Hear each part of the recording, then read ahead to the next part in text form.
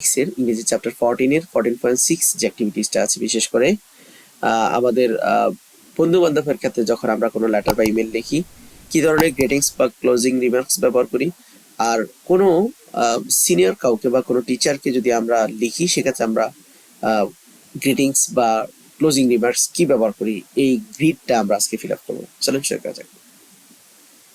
Instruction এখানে দেওয়া আছে, এখানে কিছু বলছে ডিয়ার স্যার বা madam, best regards, hi Rupa, best wishes, hello friends, cheers.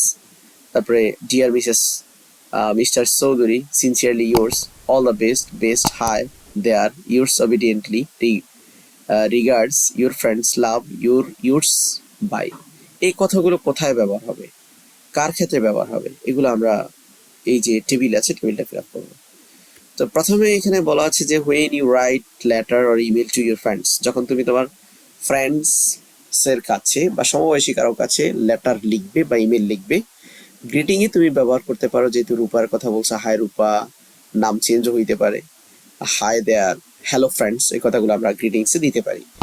Closing remarks আমরা দিতে পারি your friend, all the best, bye বা cheers, best wishes, best regards, love, best বা রেগস।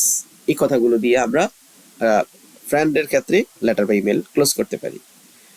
তো সিনিয়রের ক্ষেত্রে যখন হবে বা টিচারের ক্ষেত্রে যখন হবে, সেটা আমরা গ্রিটিংসটা এভাবে করবো।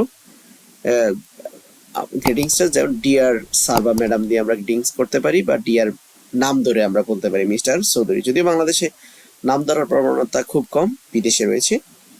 ক্লোজিং রিমার্কস আমরা করতে পারি your truly, sincerely yours, your obediently, yours, এই কথাগুলো দিয়ে আমরা একটা লেটার বা ইমেল আমরা ক্লোজিং রিমার্কস বা শেষ করতে পারি।